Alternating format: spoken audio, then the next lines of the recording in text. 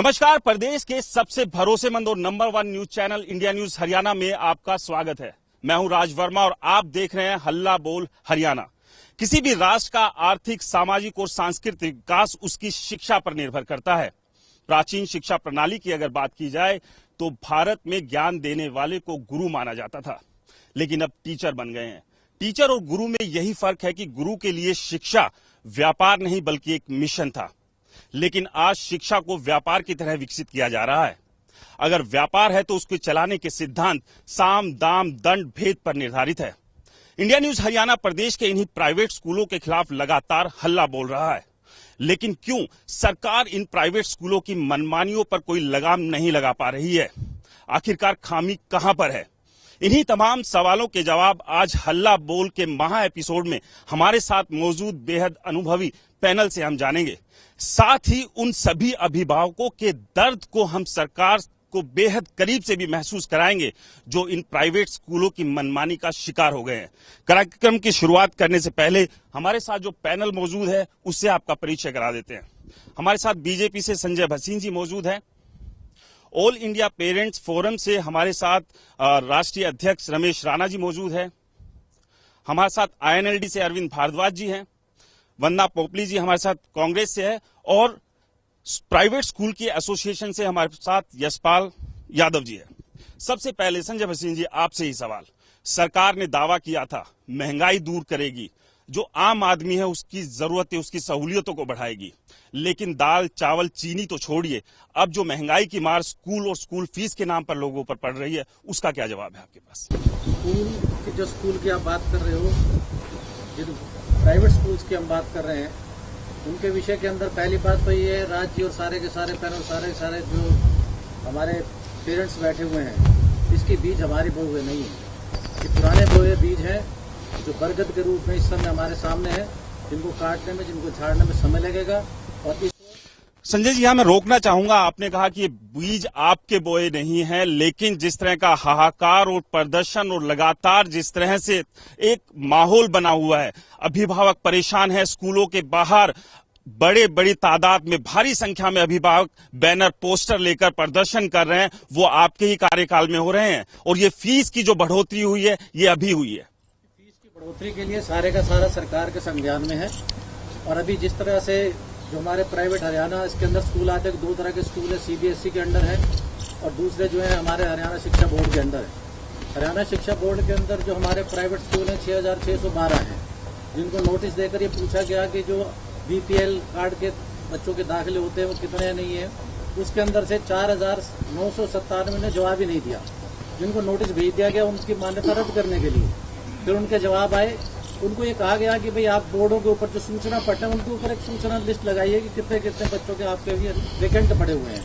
तो ये सारे के सारे काम चल रहे हैं, जिनको ठीक करने के अंदर समय लगेगा और ये हमारा संकल्प है, हम इसे ठीक करके रहेंगे। कहीं ना कहीं आपको लगता है, रमेश जी मैं आपके पास आ रहा हूं, कहीं ना कहीं लगता है जो असमर्थता है, जिस तरह से प्राइवेट स्कूल अपनी मनमानी कर रहे हैं, आप उनको नोटिस देते हैं, आप उनको कहते हैं कि 134A के तहत लिस्ट दे और वो लिस्ट नहीं दे रहे, यानी कि कहीं ना कहीं जो गिड़गिड़ाना पड़ रहा है विभाग को, वो एक स्थिति है। मैं आपसे इस सवाल का जवाब देने से पहले अरविंद जी आपसे मैं जानना चाहूंगा, जो इस वक्त माहौल बना हुआ है प्रदेश में, जो असमर्थता कहीं ना कहीं प्राइवेट स्कूलों को लेकर जो सरकार की बनी हुई है, मतलब हालात ये हो गए हैं कि गिड़गिड़ाना पड़ रहा है, नोटिस दे रहे हैं लेकिन नोटिस के बाद कोई कार्रवाई नहीं है। किस तरह से देखते हैं इस सबको?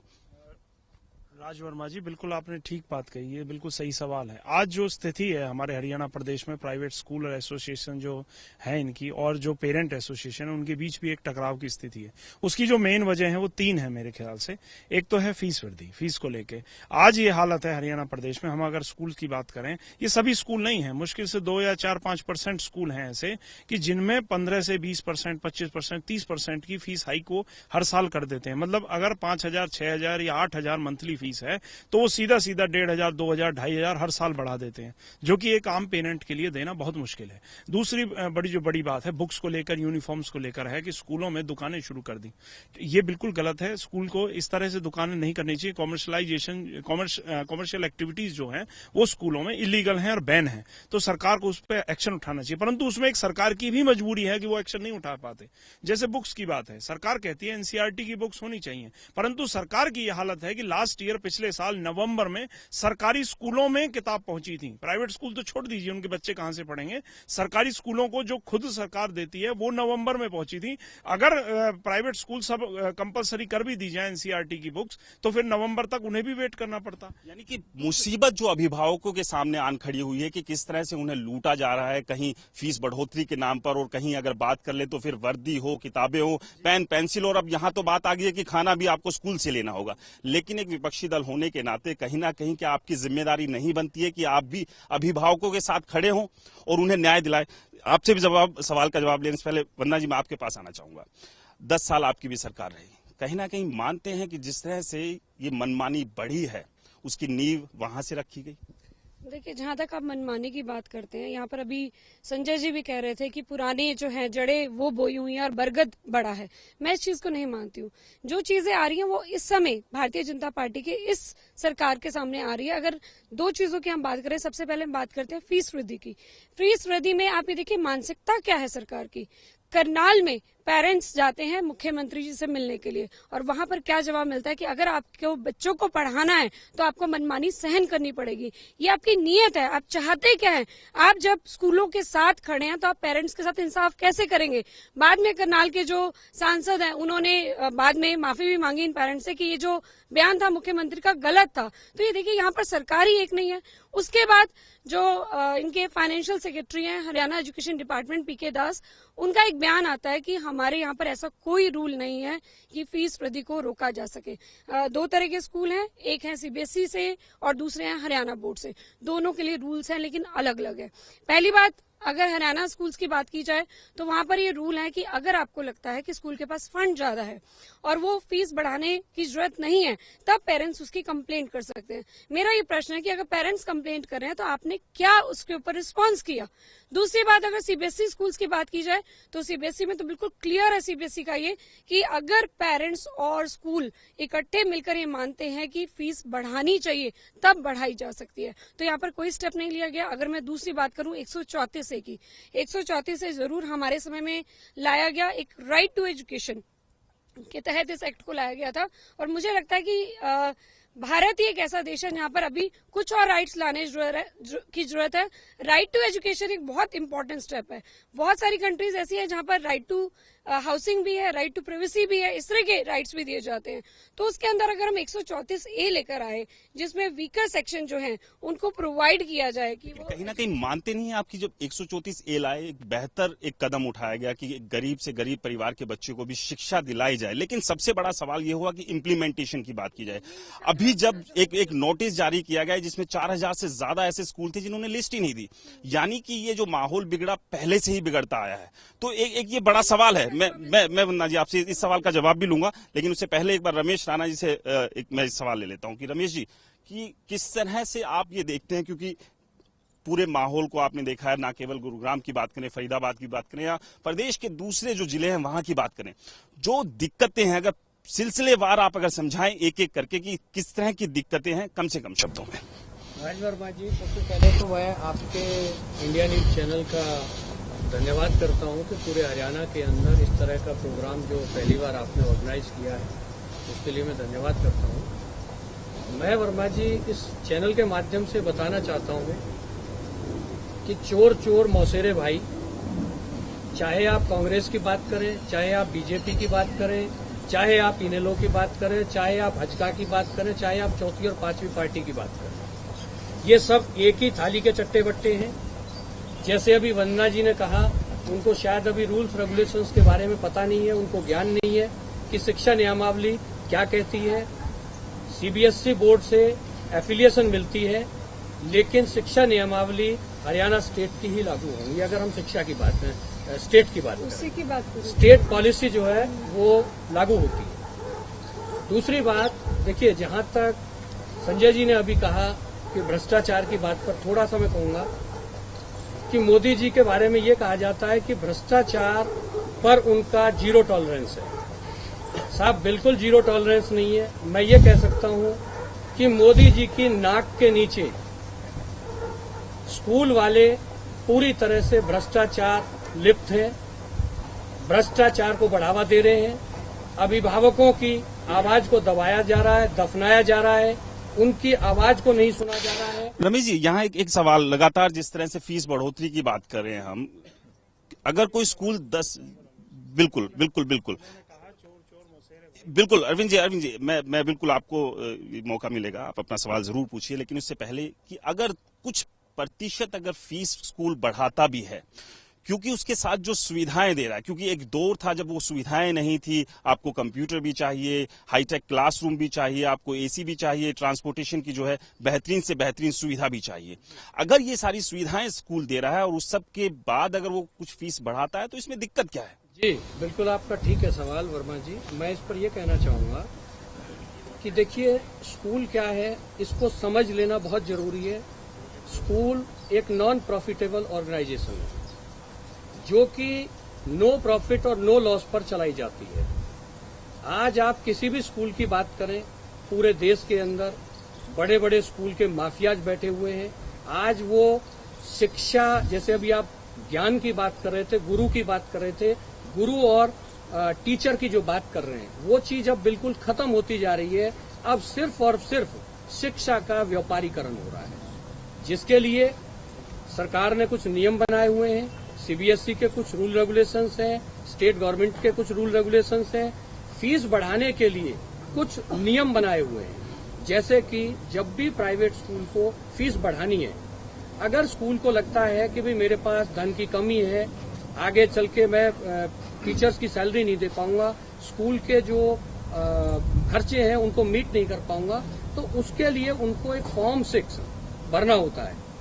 फॉर्म 6 भरना ही काफी नहीं है, फॉर्म 6 भर करके उसको एजुकेशन डिपार्टमेंट से परमिशन लेनी है। संजय जी, यहाँ कहीं ना कहीं एक बात जो समझ में आ रही है, जो बार बार हम उठा भी रहे हैं, कि जो इच्छा शक्ति होनी चाहिए सरकार की वो दिखाई नहीं दे रही है। आप सिर्फ एक कार्रवाई बताइए, एक ऐसी कार्रवाई बताइए प्राइवेट स्कूल्स के खिलाफ कि जिससे लगे यहाँ जो तमाम जो अभिभावक बैठे हैं वो ये माने कि हाँ, सरकार ने कार्रवाई की है, सरकार कुछ करना चाहती है, सरकार जो दावे कर रही थी वो पूरे करेगी। एक कार्रवाई बता दीजिए, एक कार्रवाई। रमेश जी, मैं एक सेकंड, रमेश जी एक बार संजय जी से जवाब ले, संजय जी से लेते हैं। ये हमारे ऊपर लाठियां भांजी गई, हमारे ऊपर लाठियों की बर्बरता हुई भारतीय जनता पार्टी के।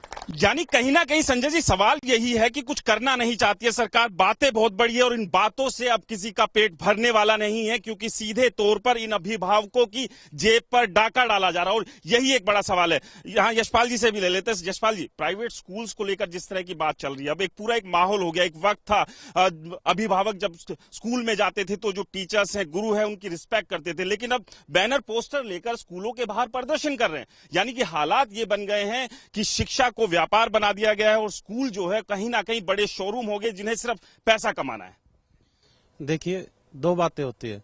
पिछली सरकार ने और इस सरकार ने, दोनों ने मिलकर स्कूलों को बहुत हराश किया है। पिछली सरकार ने इस तरह के उल्टे पुल्टे कानून लेकर आए कि किसी भी बच्चे को फेल नहीं करना है, किसी बच्चे के एग्जाम तक नहीं लेने, इस तरह के जो कानून। लेकिन इसमें अगर चलिए कानून ले भी आए, लेकिन इससे तिजोरी, यानी कि इसमें सीधे सीधे फीस बढ़ोतरी, स्कूल के अंदर ही आप दुकान खोल देते, उसका क्या लेना देना है? देखो, 134A की बात करें तो 134A में हमने सबने माना है, पूरे स्कूल वालों ने, पूरी स्कूल कम्युनिटी ने माना है। एक साथ बयान जारी किया था पिछले साल भी और इस साल भी, कि जब 134A के बच्चे डीओ ऑफिस के मार्फत हमारे पास भेजे जाएंगे, हम उनका निश्चित रूप से दाखिला कर लेंगे। लेकिन सरकार ने कहीं अभी तक ये नहीं बताया कि ये 10% के जो बच्चों का खर्चा है, ये हमें कहां से मिलेगा, किस तरह से मिलेगा। क्या हम उनका फीस बढ़ाकर ले सकते हैं? क्योंकि हमारे पास फंड नहीं है, फंड हमारे पास फीस का ही है, उसके अलावा कोई दूसरे फंड नहीं है। सरकार हमें कुछ देते नहीं है। सरकार ने ये कहा कि हम इन बच्चों के 400 रुपए के हिसाब से आपको दे देंगे अगर शहर में स्कूल है तो, अगर गांव में स्कूल है तो हम 200 रुपए के हिसाब से आपको देंगे। ये पिछली सरकार ने भी यही कहा था, इस सरकार ने भी यही कहा। इस सरकार को बने हुए तकरीबन 2-3 साल के करीब हो गए। क्या 400 रुपए में बढ़ोतरी नहीं हो सकती थी? चलिए, आपका सवाल वाजिब है, नहीं आपका सवाल वाजिब है, लेकिन इसका मतलब ये नहीं हो गया कि गरीब बच्चों को आप पढ़ा रहे हैं, इसका मतलब बाकियों के ऊपर उसका वजन डाल दे। और एक और सवाल यहाँ पर है कि कितने ऐसे प्राइवेट स्कूल हैं जो 134A के तहत बच्चों को पढ़ा रहे हैं। अगर वो लिस्ट निकाल ली जाएगी तो लिस्ट में गिनती के 4 बच्चे भी नहीं होंगे। वंदना जी, आप कुछ पूछना चाहते देखिए संजय जी से मेरा अनुरोध है कि ये आज जो डिबेट है, हम सब साथ बैठे हैं, पेरेंट्स भी यहाँ पर हैं, तो क्यों ना इसको फ्रूटफुल रहने दें। आप शायद भूल जाते हैं कि आप अब विपक्ष में नहीं है, अब आप सरकार में हैं। आप एक प्रश्न का जवाब नहीं दे पाए कि आपने एक ऐसा कौन सा स्टेप लिया जिससे शिक्षा में कोई सुधार हो, वो तो आप बता नहीं पाए। और उसके बाद आप सोनिया गांधी जी का नाम लेते हैं, बरगद बताते हैं। आप यही बताकर आए थे ना। देखिए आपके बीच में मैं नहीं बोली, मैं आपके बीच में नहीं बोली। प्लीज इसको फ्रूटफुल रहने दीजिए, प्लीज इसको। जब सामने यहाँ पर सारे बैठे हैं, जब आपकी बारी आई है तब आप बोलिएगा, जब आपकी बारी आए तब आप बोलिएगा ना। आप इसको यहाँ पे फ्रूटफुल बनाइए ना। बताइए आपने क्या स्टेप लिया। आप कांग्रेस को खराब बताकर आए थे, तो बताइए आपने अच्छा क्या किया। दूसरा मेरा एक चीज और, यहाँ पे 134 पर आपने भी प्रश्न पूछा था और हमारे जो अध्यापक संघ से हैं वो कह रहे थे चोर चोर मुसोरे भाई, और मेरी पार्टी पे भी प्रश्न उठा रहे थे। तो ये बताइए चोर चोर मुसोरे भाई कौन है? जब सरकार कहती है कि 55% से बच्चा अगर लेगा तब उसको स्कूल में डाला जाएगा 134A में, ये कौन सा रूल है? जब हम चाहते हैं कि कुछ निचले तबके के लोगों को, गरीब बच्चों को एजुकेशन मिले, क्वालिटी एजुकेशन मिले, तो उसको आप इंक्रीज करें ना। आप तो 2 साल में मुझे लगता है कि बीजेपी 134A को खत्म करना चाहती है। आप उनको आगे लेकर आइए ना कि आप ये 55% आप बोल रहे हैं। अरविंद जी यहाँ बात यही हो रही है कि जिस तरह सवाल उठाया गया कि सभी पॉलिटिकल पार्टी सिर्फ जो है वादे और दावे करती है, लेकिन जब ग्राउंड पर कुछ करना हो लोगों के लिए तो कुछ नहीं करते। मेरे भाई ने एक बात उठाई, वो बहुत अच्छी, कोई 2 समाधान बताइए। सुना हमने नहीं, वो बात सुनी। 25% किया गया था, जब ये 134 से लागू किया था 25% किया था, और वो बिल्कुल वाजिब है, वो होना चाहिए था, इतना अधिकार मिलना चाहिए था बच्चों। दूसरी बात, जो 55% की शर्त रखी गई, वो क्यों रखी गई? गरीब का बच्चा जिसे कोई ट्यूशन नहीं मिलता, जिसे कोई इंस्टीट्यूट नहीं मिलता, जिसके पेरेंट उसे कहीं पढ़ा नहीं सकते, वो खुद अनपढ़ है, वो 55% भी कैसे लाएगा? ये इसमें इस शर्त को हटाना चाहिए था। तीसरी बात, नो डिटेंशन पॉलिसी थी, वो जबरदस्ती थोपी गई थी।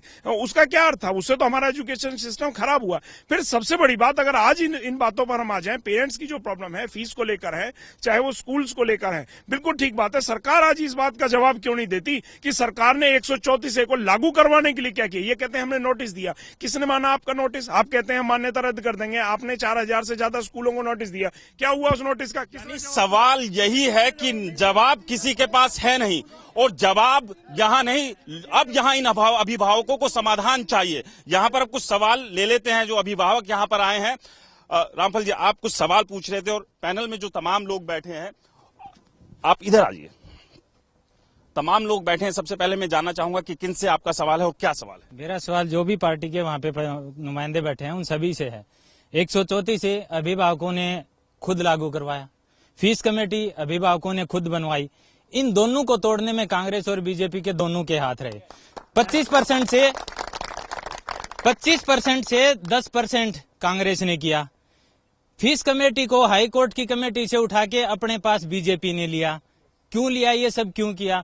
क्योंकि उनको पता था कि अब तुम्हारी पोलें खुलने वाली हैं और तुम्हारे ही बैंड बजने वाले हैं, इसलिए ये सब किया गया। अभिभावकों को दोनों सरकारों ने आखिरी ने निचोड़ा है, दिया कभी कुछ नहीं है। संजय जी, पहले आपसे इस सवाल का जवाब लेते हैं कि ये जो निचोड़ने की पॉलिसी है, चलिए आपने कहा कि नहीं जी पिछली सरकारों के ऊपर आपने थोप दिया, लेकिन अब यहाँ सवाल ये भी हुआ कि अगर हाईकोर्ट के पास कमेटी थी तो आपको क्या जरूरत थी? फिर ये 55% का क्या जरूरत आन पड़ी कि आपको 134 में आपको कि 55% लाएंगे तभी होगा? इसका मतलब कहीं ना कहीं फेवर जो है वो घुमा के दिया जा रहा था। 55% का तो इसलिए है जी कि जो बच्चे हैं उससे आर्थिक उससे नीचे, उनकी संख्या बहुत ज्यादा है। स्कूलों के अंदर कितने ज्यादा लोग अप्लाई करेंगे, उसका क्या क्राइटेरिया बनाते? यहाँ तो उसका एंट्रेंस वो बनाते, और उसके बाद जो बच्चे रह जाएंगे, उसके बाद अगर आपने ना पढ़ा हो, मैंने पढ़ा है, अगर उसके बाद जो बच्चे रह जाएंगे 2 और 5 तारीख को शायद वो बता देंगे, उसकी दोबारा से उसका क्या होगा, उसको दाखिले होंगे। दूसरा जो संजय जी, 55% की शर्त की वजह से स्थिति ये है कि सीट खाली पड़ी है। मैं बताता हूँ, आपका जो टेस्ट हुआ उसमें सीटें बच गई हैं, स्कूलों को फायदा हुआ है, ये इसलिए किया आपने। सर एक बात बताइए, अभी टेस्ट भी हो गए। सर एक बात बताइए, टेस्ट भी हो गया, सब कुछ हुआ, सारी चीजें हो गई, एडमिशन कितने को मिल गया? क्योंकि बाकी बच्चे तो जा रहे हैं पढ़ने के लिए स्कूल। 134A के तहत जो लिस्ट आई, वहाँ बच्चे कहाँ जा रहे हैं पढ़ने के लिए? मुद्दे से भटक रहे हैं। हमारा मुद्दा फी हाइक का है। आज हम 134A पर बात, बिल्कुल रमेश जी हम फीस हाइक पर भी आएंगे हम लोग, क्योंकि यहाँ बात हो रही है कि जिस तरह से सरकार को इन अभिभावकों को राहत देनी चाहिए थी, वो राहत इन्हें नहीं मिल रही है। फिर बात हो फीस हाइक की, और सबसे बड़ी बात, अगर जेब पर कैची चलानी ही है तो स्कूलों ने अलग अलग तरीके उसके लिए अख्तियार किए हैं। फिलहाल यहां एक ब्रेक के लिए रुकेंगे, लेकिन आप कहीं मत जाइए, देखते रहिए इंडिया न्यूज हरियाणा।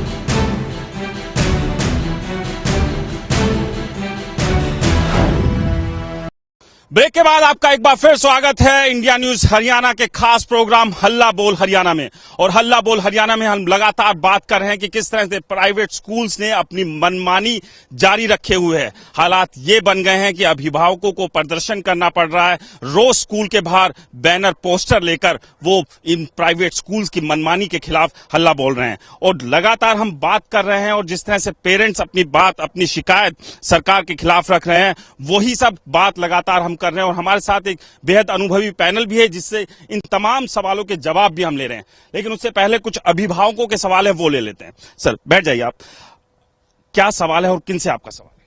मेरा सवाल संजय जी से है। जो अभी हाल ही में हमारे मुख्यमंत्री जी ने जो बयान दिया है, मैं उनको ये बताना चाहूंगा आपके माध्यम से कि पिछले 2.5 साल में अपना वोट बीजेपी को देने के बाद मुझे पहली बार शर्म महसूस हुई है जिस तरीके से सीएम साहब ने अपना खुला समर्थन स्कूलों को दिया है। तो ये एक मेरे लिए, मैं अपने आप के लिए बहुत शर्म की बात मानता हूं। संजय जी, जिस तरह से एक बयान आया मुख्यमंत्री का कि उन्होंने कहा कि अगर चाहिए तो शिक्षा आपको चाहिए, समझौता करना पड़ेगा, तो जो हालात है कहीं ना कहीं एक आप अगर कोई समाधान नहीं दे सकते थे, कम से कम गुड़ नहीं तो गुड़ जैसी बात ही कर देते। नहीं, समझौता शब्द में उन्होंने ये थोड़ी कहा कि आप स्कूलों से दबें, सरकार पेरेंट्स के साथ है, तो मतलब पढ़े ना आप।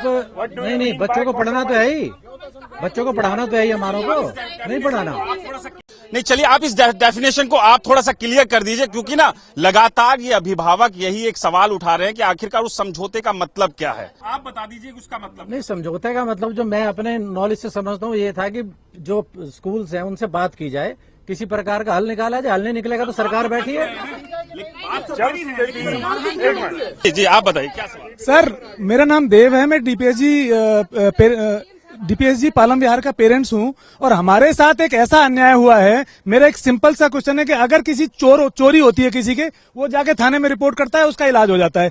हम लोगों के साथ चोरी हो रही है और हम लोग 1 महीने से चिल्ला रहे हैं कि हमारी फीस इतनी जो हाइक हुई है, फीस की बढ़ोतरी की कितनी बढ़ोतरी हुई? देखिए, नए स्टूडेंट्स के लिए 400% और पुराने स्टूडेंट्स के लिए 200%।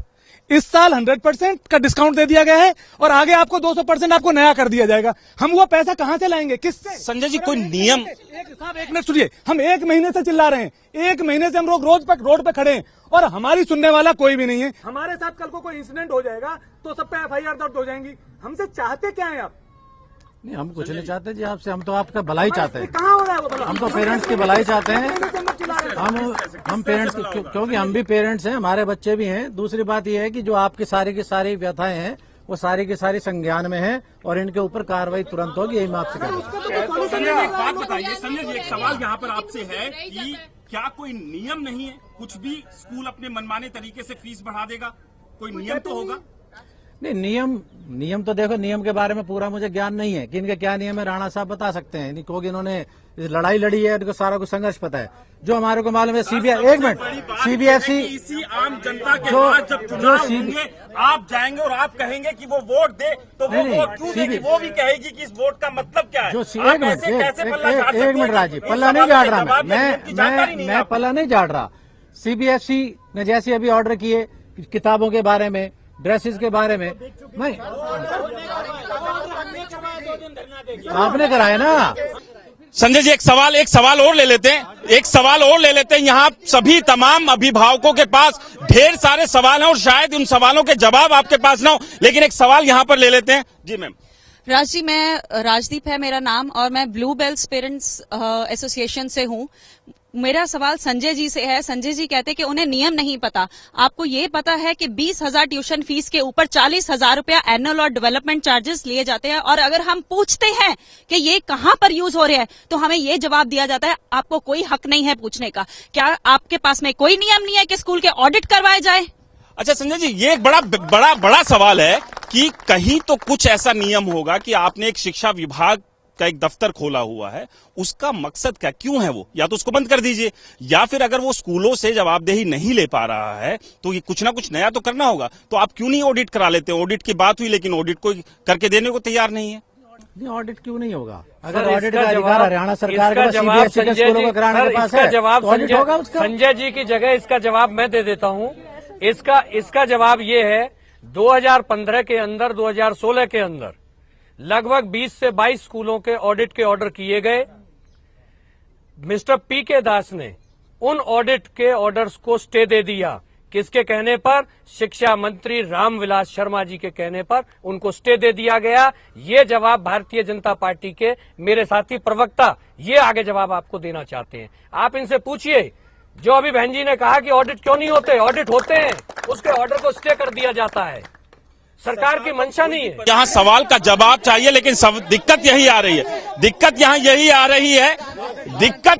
आ रही है कि स्कूल जो है वो लगातार मनमानी कर रहे हैं और जिस तरह का गैर जिम्मेदाराना रवैया अख्तियार किया हुआ है उसका समाधान ना तो सरकार के पास है और ना ही कोई इसको देना चाहते हैं। सर एक बात बताइए आप कि जिस तरह से फीस बढ़ोतरी की जा रही है, वहीं स्कूल के अंदर ही आप किताबें लीजिए, वर्दी लीजिए, तमाम तरह की जो अब खर्च जो है वो डाला जा रहा है, तो किस तरह से आप अपना विरोध रख रहे हैं? क्या कोई प्रतिनिधि सरकार का आया जिसने आपकी बात सुनी? सर सरकार से तो कोई आता ही नहीं ना हमारे पास। इवन स्कूल वाले जो प्रिंसिपल है वो तक मिलने को तैयार नहीं है, तो उनके लिए उनसे भी अपॉइंटमेंट लेनी पड़ती है हमको। उसके लिए भी हम लोग को धरना देना पड़ता है स्कूल के बाहर, वो हल्ला होता है। उसके बाद भी प्रिंसिपल मिलते ही नहीं है, लोग कुछ सुनने को तैयार नहीं है। आप लोग जब अधिकारियों के पास अपनी शिकायत लेकर जाते हैं तो अधिकारियों का क्या कहना है? अधिकारियों का कहना होता है कि उनको नियम के पता ही नहीं है। उनको कहा जाता है कि वो तो हमसे पूछते हैं आप क्या चाहते हो, क्या करना चाहते हो। हम कहते हैं सर आप बताइए, जो सही है वो बताएं। मेरी बेटी थी, उसको फीस जमा नहीं हुई, डेवलपमेंट फीस मैंने पे नहीं किया, उसको मेडिकल रूम में बैठाया गया। मैं डीओ के पास गया, डीसी के पास गया, उन्होंने कहा हमने स्कूल में कह दिया, स्कूल जाता वो कहते हैं हम तो नहीं बैठाएंगे। कई बार शिक्षा विभाग की तरफ से कुछ नोटिस भी दिए गए स्कूलों को, क्या लगा कि कहीं शिक्षा विभाग का कोई वजूद है? क्या उन नोटिस का असर या जब जवाब मांगा गया शिक्षा विभाग की तरफ से वो प्राइवेट स्कूल देते दिखाई दिए?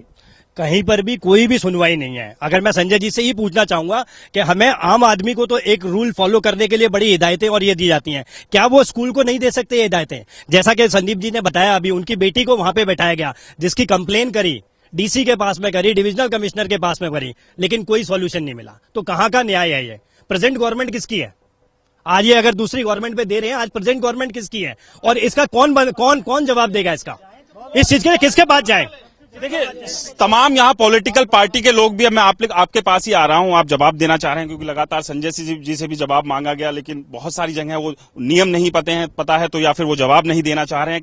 लेकिन अब मजबूर अभिभावक करे तो क्या करे। लेकिन अब सवाल यही है कि सरकार किसकी है या किसकी थी, बात वो नहीं है। बात यह है कि समाधान कौन देगा और किस तरह से मिलेगा। इस सब के बीच आप भी 10 साल, आपकी सरकार 10 साल रही, क्या ऐसा बेहतरीन किया गया सरकार की तरफ से कि हाँ अभिभावकों के लिए एक बहुत बड़ा एक ऐतिहासिक जो है कदम उठा दिया गया था? देखिए, आपकी बात का जवाब दूंगी, लेकिन उससे पहले अभी एक यहाँ पर बात उठी हल्दीराम की, उसका जवाब देना मैं बहुत जरूरी समझती हूँ। टीचिंग एक नोबल प्रोफेशन है, मानती हूँ थोड़ा सा व्यापारीकरण हुआ है, लेकिन अगर आप उसको व्यापारीकरण की नजर से भी देखते हैं, स्कूल के लिए 2 चीजें हैं, एक फिक्स कैपिटल, कंप्यूटर्स हैं, फर्नीचर है, जो उनको एक बार लगा दिया तो बार बार उसको यूज करने की जरूरत नहीं है। वर्किंग कैपिटल में आपको सैलरीज देनी है, तो उसके लिए आपको साल के बिगनिंग में 400% आप एनुअल चार्जेस क्यों बढ़ा रहे हैं? वहां पर कहीं ना कहीं कंट्रोल होने की आवश्यकता है, जिसमें भारतीय जनता पार्टी पूरी तरह से असफल रही। जहां तक अगर आप मेरी सरकार की बात करते हैं तो हमारे समय में इतना ज्यादा फी हाइक नहीं था, कंट्रोल था। दूसरी बात, ये कंपल्सरी था नहीं, एक चीज और, एक्सपेंडिचर नोटिस लगाना जरूरी था स्कूल्स के लिए, जो कि पेरेंट्स को भी अवेलेबल था। एक्सपेंडिचर नोटिस लगाना जरूरी था। और जैसा कि रूल है, अगर लगता है कि एक्सपेंडिचर ज्यादा हो रहा है तो फी हाइक हो सकती है, और पेरेंट्स जो है अगर फी हाइक जस्टिफाइड नहीं हो रही तो आप कंप्लेंट कर सकते थे उस समय भी। लेकिन अरविंद जी एक बात बताइए, जिस तरह से संजय जी ने जवाब दिया, सरकार अब बीजेपी की है, 10 साल कांग्रेस की सरकार भी रही, एक दूसरे पर कहीं ना कहीं पल्ला झाड़ने की कोशिश है। आपको क्या लगता है कि जिस तरह के हालात में, मैं आपके पास आ रहा हूँ, बिल्कुल देखिए, सबसे पहले यहाँ एक तस्वीर यहाँ दिखाना चाहेंगे। पेरेंट्स की इंडिविजुअल कंप्लेंट्स हैं। ये वो शिकायतों का एक पूरा बंडल है जो ये बताता है कि किस तरह से प्रदेश के अभिभावक त्रस्त हैं, लगातार उनके ऊपर फीस के नाम पर जो एक बोझ डाला जा रहा है, उनकी जेब पर कैंची चलाई जा रही है। अरविंद जी, मैं वापस दोबारा आपके पास आऊंगा कि कहीं ना कहीं जिस तरह के हालात बन रहे हैं, क्या लगता है कि समाधान क्या है? दूसरा, क्या आप जो संजय जी की बात कर ले या वन्ना जी की बात कर ले, जिस तरह से एक दूसरे पर बात टालने की बात की जा रही है, कितना इत्तेफाक रखते हैं इससे?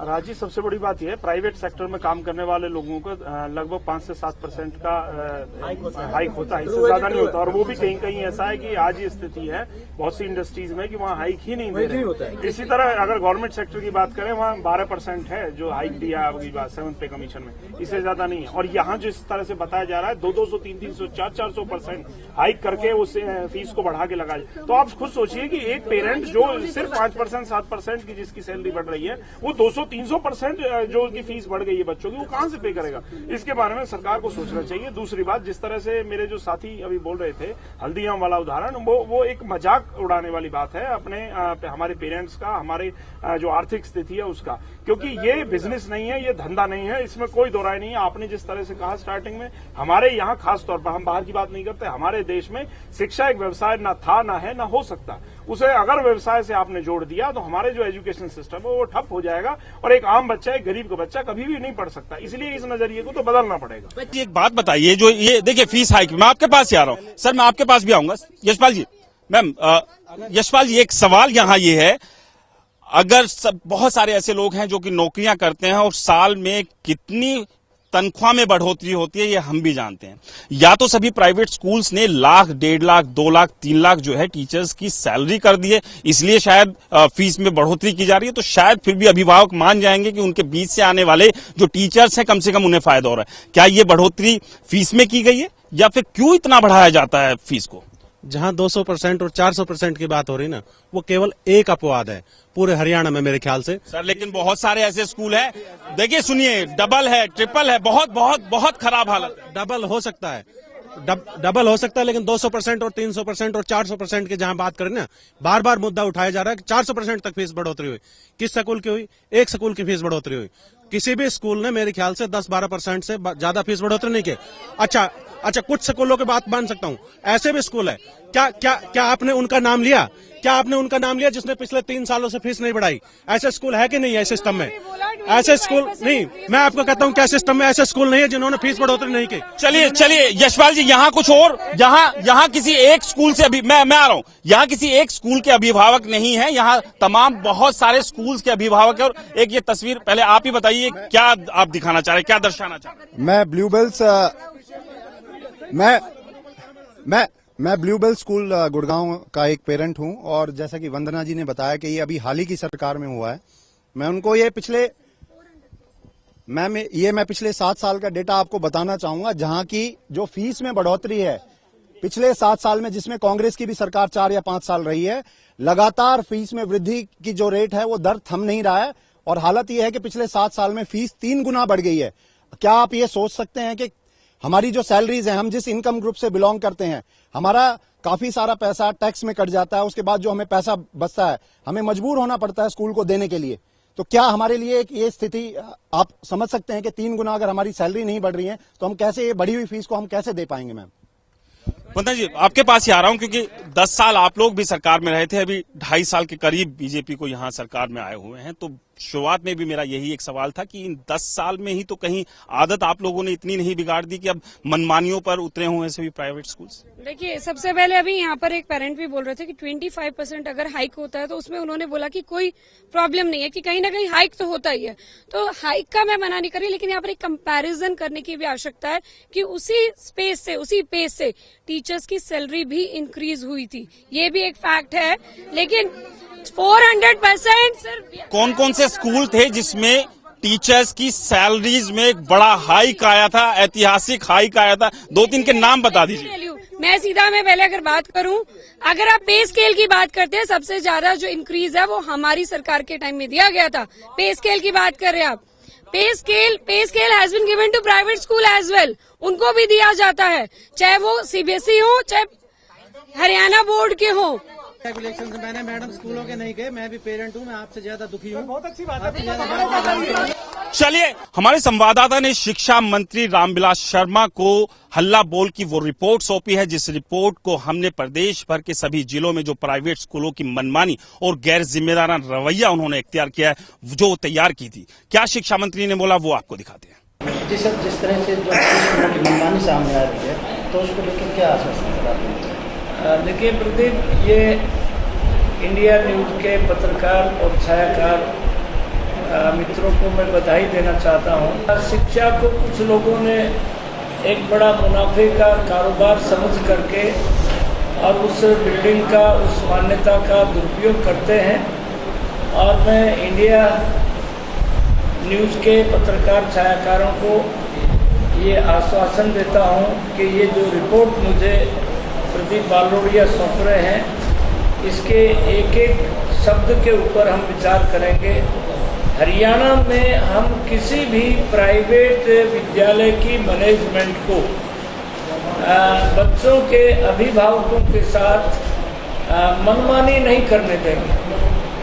हमने, जैसे मैंने आपसे अभी कहा कि गुरुग्राम में जो डीपीएस गाजियाबाद है, आज हमारा एडीसी विनय कुमार और हमारी जो जिला शिक्षा अधिकारी है मैडम नीलम भंडारी को हमने कहा है कि आप इसको जो आखिरी नोटिस है वो दे दीजिए। वार्ता कई बार हो चुकी है। हरियाणा के गरीब बच्चों के हितों की अनदेखी जो प्राइवेट मैनेजमेंट करेगा, हम किसी हद तक भी हम जा सकते हैं। और प्राइवेट मैनेज के कुछ संस्थाएं अच्छा काम भी कर रही है, उनको हम प्रोत्साहन भी दे रहे हैं। पीछे फिक्की ऑडिटोरियम में दिल्ली में उनके साथ हमारी मंत्रणा भी हुई थी। मनमाने ढंग से साल में 2-2 बार जो फीस बढ़ा लेते हैं, हमें सोचना पड़ेगा कि इस तरह के विद्यालय को हरियाणा में चलने दिया जाए या नहीं चलने दिया जाए। जनता जनार्दन के माध्यम से मैं इन मित्रों को बताना चाहता हूँ कि हरियाणा का जो गरीब बच्चा है, उसके हितों का ध्यान हमारे लिए पहली प्राथमिकता है। इंडिया न्यूज़ के पत्रकार छायाकारों को जो हमारी मदद कर रहे हैं, जो अपने सर्वेक्षण के आधार पर बहुत खोजबीन करके ये जो रिपोर्ट हल्ला बोल मुझे सौंपी है, इसके ऊपर मैं पूरा अध्ययन भी करूंगा और इसके ऊपर जहाँ जहाँ कार्रवाई करने की जरूरत है, कार्रवाई भी मैं करूंगा। एक बार फिर से इंडिया न्यूज को बहुत बहुत बधाई। हम बात कर रहे हैं लगातार कि किस तरह से प्रदेश में प्राइवेट स्कूल्स ने अपनी मनमानी की हुई है और जो गैर जिम्मेदाराना रवैया है, उसने अभिभावकों की हालत ऐसी कर दी है कि ना रोते बनता और ना ही हंसते बनता है। और ये वो शिकायतें हैं, इन शिकायतों को देखकर अंदाजा लगाया जा सकता है कि प्रदेश में अभिभावकों की हालत क्या है और किस तरह से प्राइवेट स्कूल जो है अब बड़े बड़े शोरूम बन चुके हैं। और ये तकलीफ लगातार जारी है। और सबसे बड़ा सवाल कि सरकार या तो करना नहीं चाहती है या कर नहीं पा रही है, अभिभावकों की सुन नहीं रही है। प्राइवेट स्कूल मनमानी कर रहे हैं, आप अपनी बात पहुंचा नहीं पाते। आखिरकार इनका कौन वाली वारिस है? ये क्या भगवान के भरोसे हैं? ये वही लोग हैं जो आपको चुनकर आज सत्ता में लेकर आए हैं। आप इनकी तकलीफ को क्यों नहीं सुनना चाहते? रमेश जी कुछ कहना चाह रहे हैं। रमेश जी, संजय जी, रमेश जी कुछ कहना, एक सवाल ले लेते। जी जी जी जी बताइए। मैं पहले ही आपसे कह रहा हूँ कि हम अभिभावकों के साथ हैं। इनकी सारी बात को अगर इन्होंने प्रेस से या इन्होंने प्रदर्शन से पहुंचाया है, मैं व्यक्तिगत इस बात को पहुंचाऊंगा और इनके साथ हम खड़े मिलेंगे आपको। और मैंने आपसे पहले ही कहा है कि अगर सरकार, आप राज जी और मुक्त वो हैं, अपना पत्रकार हैं, आप जानते हैं इस बात को कि कुछ निर्णय ऐसे होते हैं जो निर्णय उन्हीं की कलम से होने हैं, उसकी कलम से, जिनकी कलम से होने हैं उनकी कलम चलाने के लिए हम दबाव डालेंगे उनके ऊपर और अभिभावकों के साथ खड़े रहेंगे। और जो स्कूल मनमानी कर रहे हैं, ऐसा हम नहीं होने देंगे। चलिए, उम्मीद करते हैं आप कुछ अच्छा करेंगे और कुछ जल्दी कर लेंगे कि ताकि ये लूटने से बच जाए। रमेश जी, आप कुछ कहना चाह रहे हैं?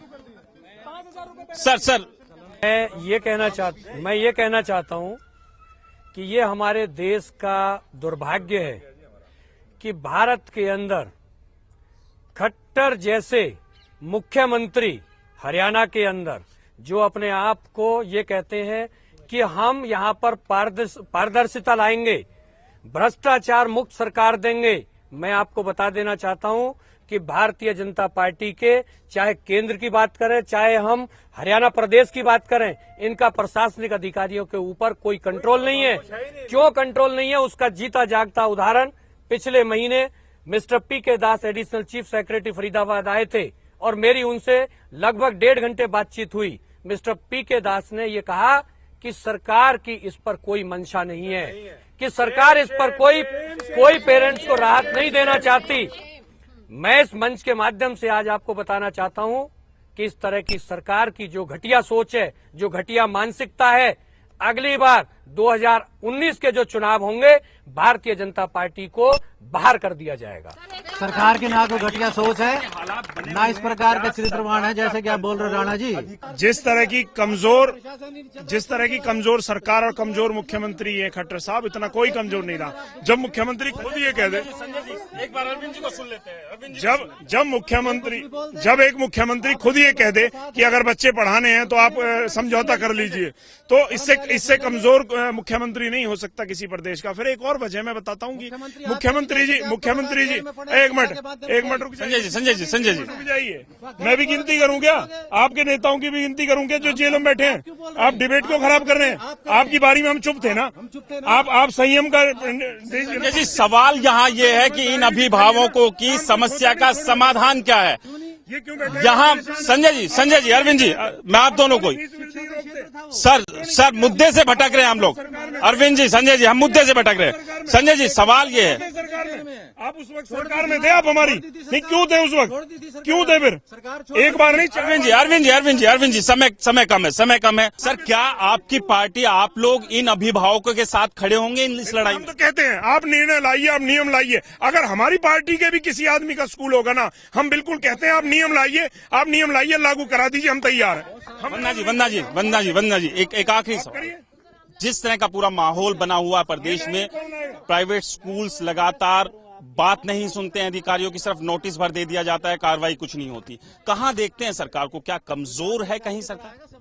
देखिए, मुझे लगता है कि आज जो यहाँ पर हो रहा है वही हरियाणा में हो रहा है। यहाँ पर भारतीय जनता पार्टी के जो प्रवक्ता बैठे हैं उनको अपना रोल नहीं मालूम, वैसे ही सरकार को अपना रोल नहीं मालूम कि हमें करना क्या है। यहाँ पर आप किस लिए आए हैं? आप अपनी पार्टी का पक्ष रखने के लिए आए हैं और आप खुद कह रहे कि मैं ही दुखी हूँ। आप यहाँ पर कह रहे कि मैं ही दुखी हूँ। आप एक बात बताइए, आपका रोल क्या है? आप रोड मैप बता रहे हैं तो आप रोड मैप बताइए ना। आपका रोड मैप क्या है कि शिक्षा के लिए आप क्या करना चाहते हैं? आपने क्या स्टेप उठाया? रामविलास जी कहते हैं कि 7 अप्रैल को जिला स्तर पे कमेटियां बनाई गई और कमेटियों में जो फीस हाइक को लेकर है रिपोर्ट 1 हफ्ते में दी जाएगी। मेरा प्रश्न है आपसे, 1 हफ्ता बीत चुका, फीस हाइक पर क्या रिपोर्ट आई? क्या कमेटी? संजय जी, फीस बार वही बात है, क्यों नहीं कुछ हो रहा है? आपके मंत्री, आपके सरकार के लोग बयान देते हैं कि हम कर रहे हैं, हम कड़ा कदम उठाएंगे, सख्त कार्रवाई करेंगे, लेकिन हो नहीं रहा कुछ। कब तक होगा? अरे सर, आपको ही समय देना होगा क्योंकि अभिभावक परेशान हैं, इनकी समस्या का समाधान नहीं है। सरकार में आप लोग हैं, आप नहीं देंगे तो कौन देगा यहाँ पर? चलिए, यहाँ उम्मीद है कि जल्द से जल्द कोई समाधान मिलेगा। एक आखिरी सवाल प्राइवेट स्कूल के प्रतिनिधि होने के तौर पर मैं यशपाल जी से ले लेता हूँ। यशपाल जी, इस समस्या का समाधान क्या है? क्योंकि ये एक ऐसा बॉम्ब है जो कि अब जल्द फटने वाला है। अभिभावकों का गुस्सा, उनकी नाराजगी, क्योंकि अभी तक जिस तरह से प्रदर्शन चल रहा है उनकी बात कोई सुन नहीं रहा है। क्योंकि जो एक रिस्पेक्ट, जो एक सम्मान जो शिक्षा और शिक्षक के प्रति होता था, वो कहीं ना कहीं खोता जा रहा है और इसे बचाए रखने की जिम्मेदारी आपकी है। देखिए, ये बात तो मैं बिल्कुल मानता हूं कि कुछ स्कूलों ने, जैसे 200-400% की बात हो रही, बाकी स्कूलों ने 10%, 20% के तक। आपकी एसोसिएशन क्या करेगी? मैं 10 और 20% की बात पे आता हूं। 10 और 20% को भी लोग चैलेंज करते हैं कि 10 और 20% भी ज्यादा होते हैं। 10 और 20% बिल्कुल ज्यादा नहीं होते। ये कहते हैं टीचर की सैलरी, क्या केवल स्कूल में टीचर की सैलरी दी जाती है? क्या कंप्यूटर खराब नहीं होते? क्या बसें खराब नहीं होते? क्या डेप्रिसिएशन नहीं होता? क्या बिल्डिंग का मेंटेनेंस नहीं होता? क्या बसों में कैमरे नहीं लगाने पड़ते? क्या बिल्डिंग में कैमरे नहीं लगाने पड़ते? सर, कितने कैमरे लगाने होते हैं? कितने एसी लगाने होते हैं? कितनी बार मेंटेनेंस करना होता है कि करोड़ों रुपए चाहिए हर साल? सरकार बिजली का बिल कॉमर्शियल लेती है, सरकार टेलीफोन का बिल कॉमर्शियल लेती है, सरकार हमसे प्रॉपर्टी टैक्स लेती है कॉमर्शियल। क्या उन मुद्दों पर सरकार को सोचने की जरूरत नहीं है? क्या उन मुद्दों को उठाने की जरूरत नहीं है इस मंच के माध्यम से कि स्कूल भी दुखी है सरकार से? कि सारे के सारे कॉमर्शियलाइजेशन करने के बाद और हमसे कहते हैं कि फीस कम करो। बिल्कुल फीस कम करने के लिए तैयार है। सरकार की जिम्मेदारी बनती है कि बच्चों को पढ़ाए, हमारी जिम्मेदारी नहीं बनती। हम चाहते हैं कि नहीं, बिल्कुल। यानी कि यशपाल जी, यहाँ ये बात है कि आप लोगों की जिम्मेदारी सिर्फ इतनी बनती है कि आप अपनी मनमानी फीस जो है वो इन अभिभावकों से लेंगे और सिर्फ अपना फायदा देखेंगे। शिक्षा और जो ये छात्र हैं, जो जिन लोगों को बेहतर शिक्षा मिलनी चाहिए, जिन बच्चों को बेहतर शिक्षा मिलनी चाहिए, उससे आपका कोई सरोकार है नहीं। यानी कि सवाल यही है कि जिस तरह से प्रदेश में शिक्षा को अब व्यवसाय बनाया जा रहा है और जिस तरह की नीति अपनाई जा रही है, कहीं ना कहीं मुश्किलें जो है वो अभिभावकों की ही बड़ी हुई है और सरकार का जिस तरह का रवैया है उससे जो नाराजगी है इन अभिभावकों की वो लगातार बढ़ती जा रही है। फिलहाल हमें इजाजत दीजिए। हल्ला बोल हरियाणा में इस बार हमने सवाल जो उठाया था वो था कि प्राइवेट स्कूल किस तरह से अपनी मनमानी करते हैं और उनका जो गैर जिम्मेदाराना रवैया है वो किस तरह से अभिभावकों के प्रति बना हुआ है। लेकिन आप कहीं मत जाइए, प्रदेश की तमाम खबरों के लिए देखते रहिए इंडिया न्यूज हरियाणा। नमस्कार।